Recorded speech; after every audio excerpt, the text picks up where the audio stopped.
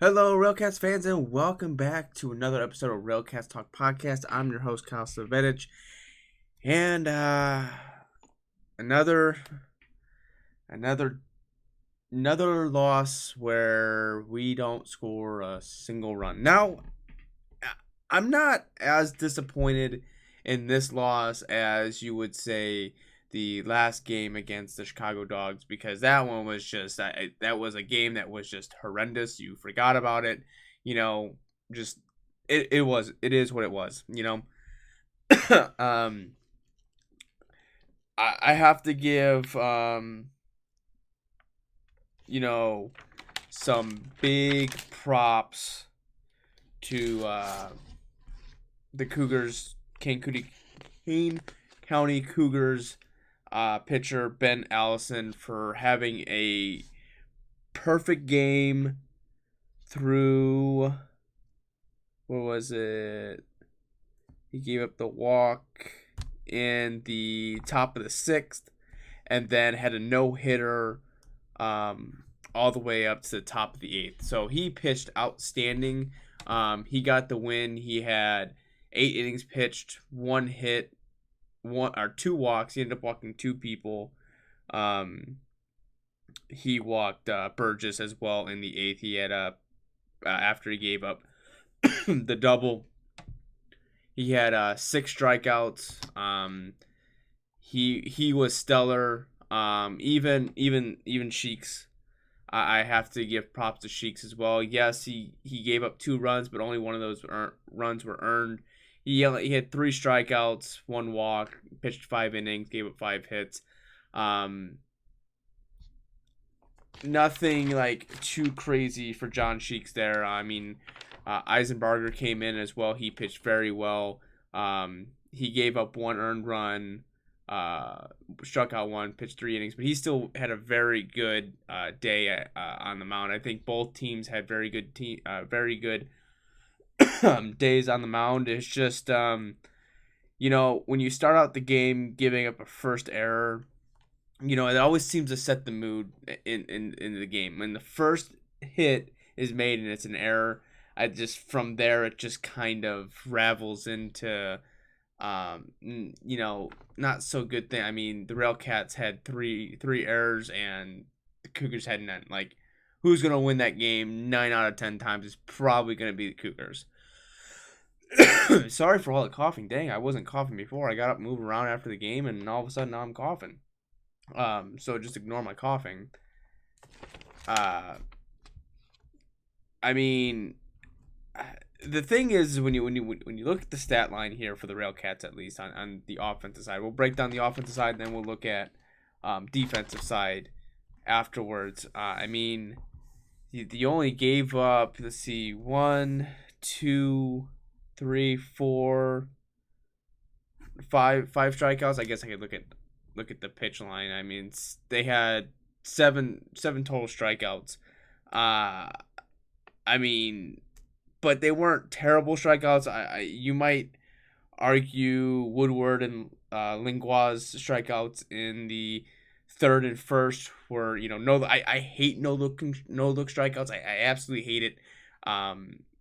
I mean, Lingua had a potential for an argument. I mean, the call, it was a borderline call. I mean, it more looked outside than anything, but still, when you're down if you're down with 2 strikes, if it's close, take a hack at it. Just swing at it, make contact. But I mean, majority of the game, I mean, they were making contact. They were just hitting it right to people. This game, yes, it wasn't high scoring, but there was a lot of hitting, a lot of defense being played. I mean, you put the ball in play, typically good things are going to happen. And for the Cougars, more of that happened, more good happened than with the RailCats. I mean, you're hitting, ground balls, line drives, flyouts, not a lot of pop outs. I know that whenever a fly ball is hit, it's technically a fly out, but to me a pop out is, those ones that go sky high in the air and the guy just sits under it or it's in the infield. Those are pop outs. Like, those are pop outs are weak hits that end up going in the air. Flyouts are sometimes decent hits.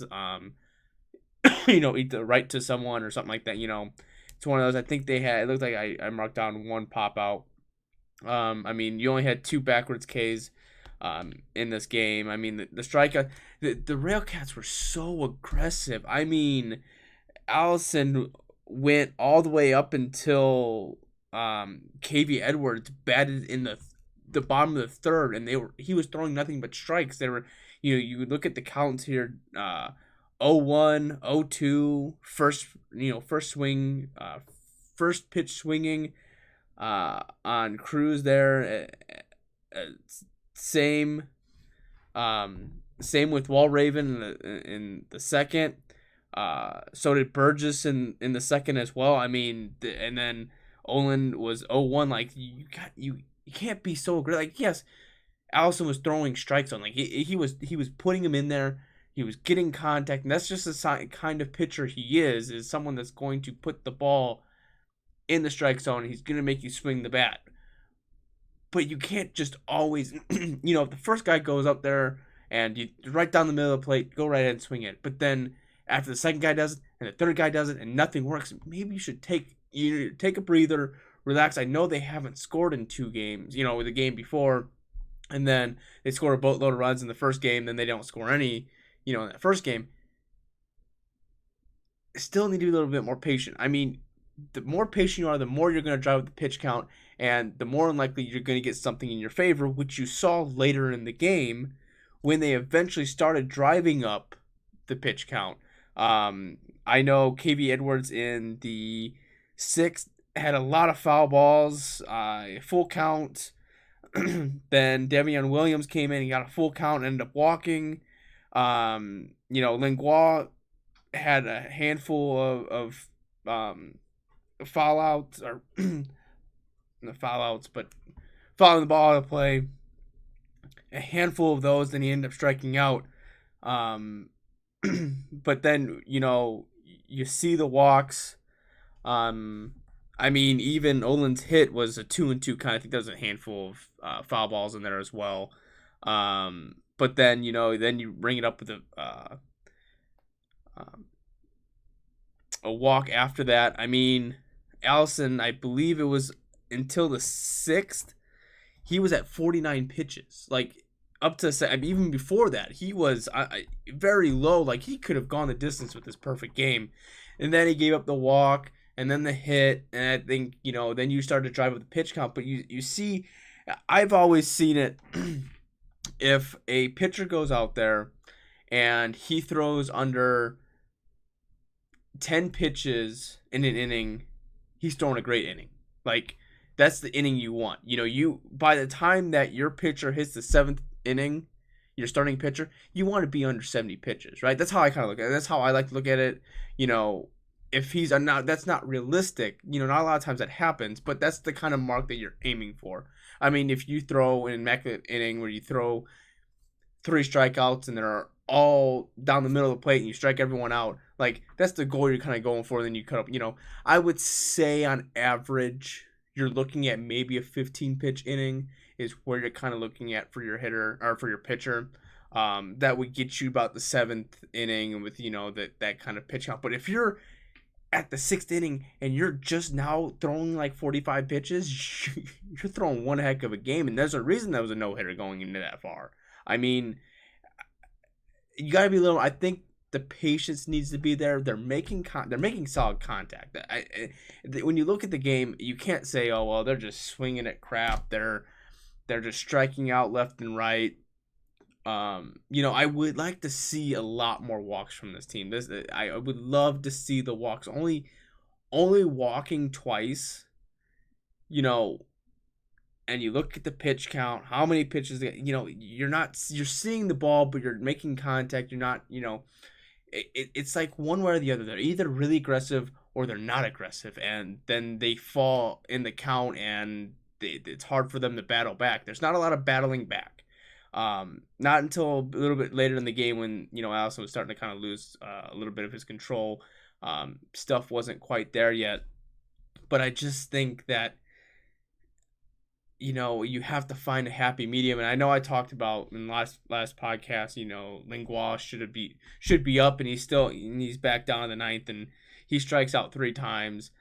Doesn't play very well in the field, but I still think he is a good enough hitter to be somewhere a little bit higher.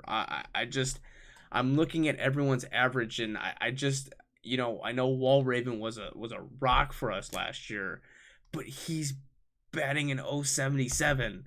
Like, why is he fourth? Why is he the cleanup hitter? And nothing wrong. It's just the team in general is just not doing very well. I mean, like after this game, there's only three people that are over 200. Well, two people over 200 and one person at 200. Something's got to click. Something in that locker room, in that clubhouse needs to say, "Hey, we're doing something wrong. What is it?" We need to find the identity of our players, of our team, of when we go up to a bat. They need to go up there and battle. I'm not seeing that early in games. Later in games, it's there, but not early in games. I don't know what it is. I don't know. It's hard for me to get a feel for the players. I just what I see actually what I saw today was everyone swinging for the fences. Just get a single here, knock the ball. You will get the hits. A lot of the strikeouts are just swings and misses. They're swinging for the fences, and it. Like, they're full force leaning on that back, and they're just trying to swing and go with it. They're not taking balls the opposite way.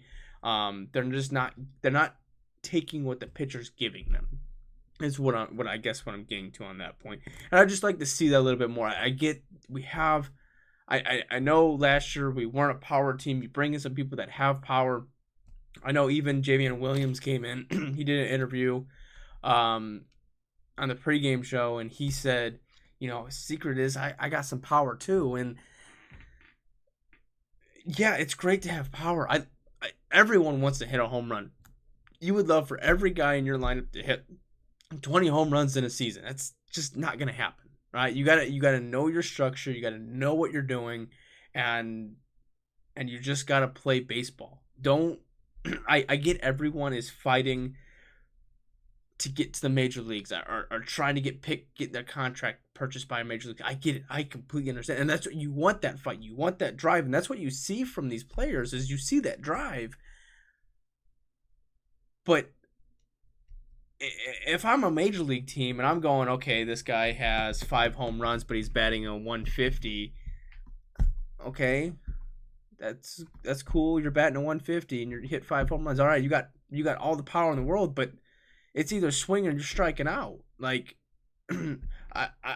I'm old school when it comes to, I want to look at your batting average and I want to look at on base percentage. I'm huge with that. I get slugging percentage. I get all the OPS. I get all of that. When you hit the ball, where does it go? How far do you hit the ball? What do you get? Do you get triples? You get doubles? You get home runs? I get all of that. But if you aren't consistent in the batter's box, if you're going up there and hitting one every 6 times and it's a home run, okay, yeah, you'll be fine. But if they're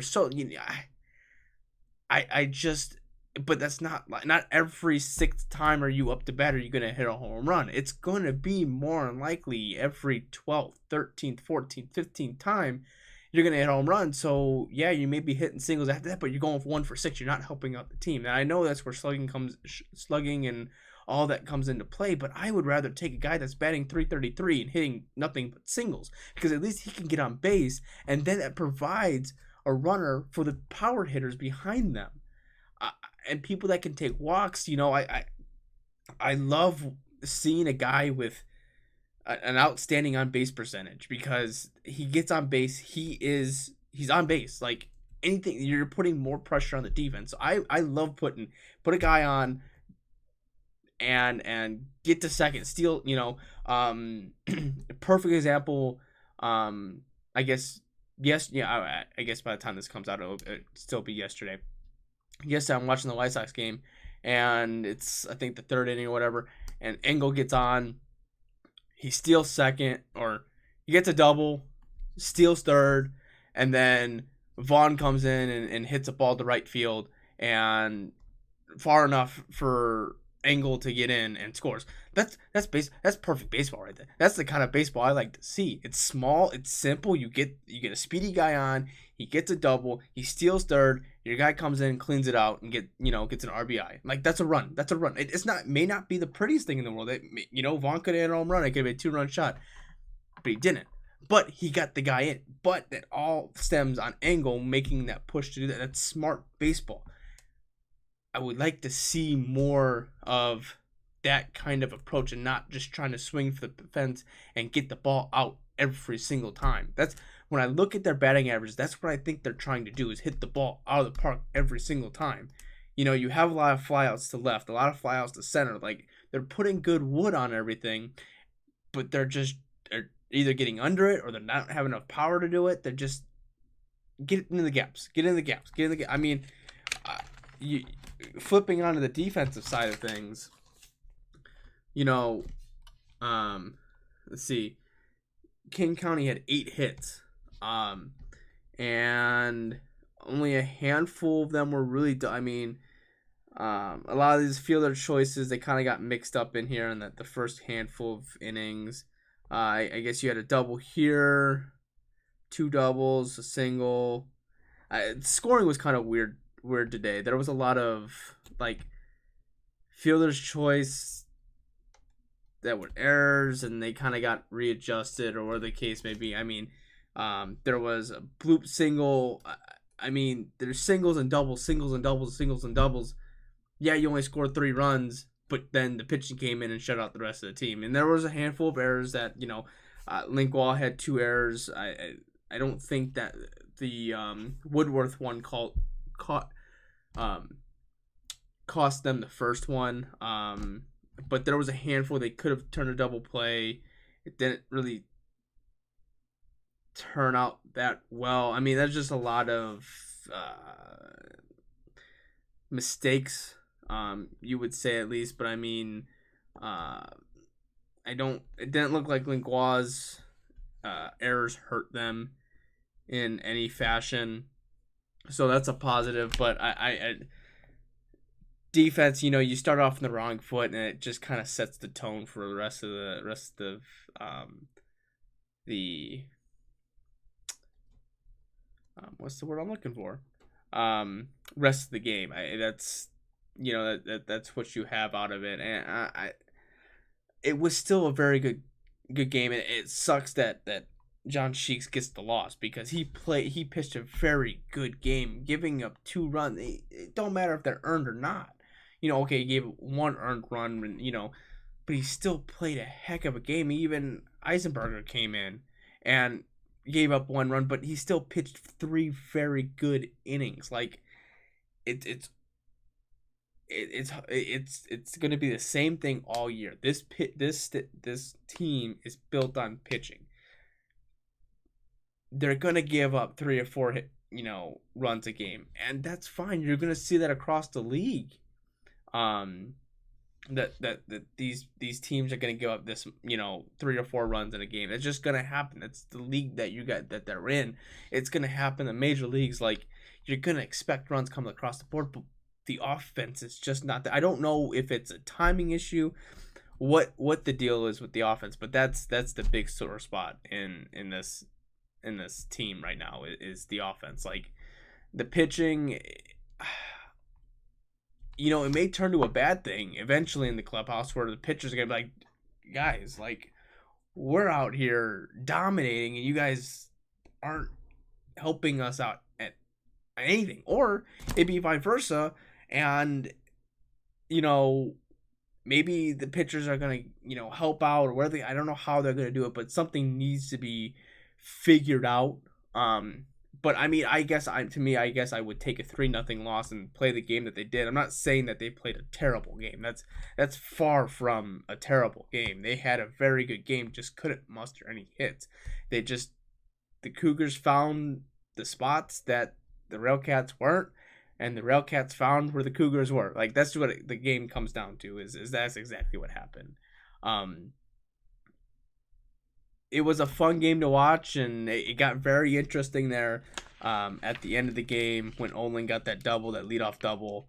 I thought maybe he would get around because then Burgess walked, and then KV Edwards flew out to right field, and you're like, oh, this could be a possibility where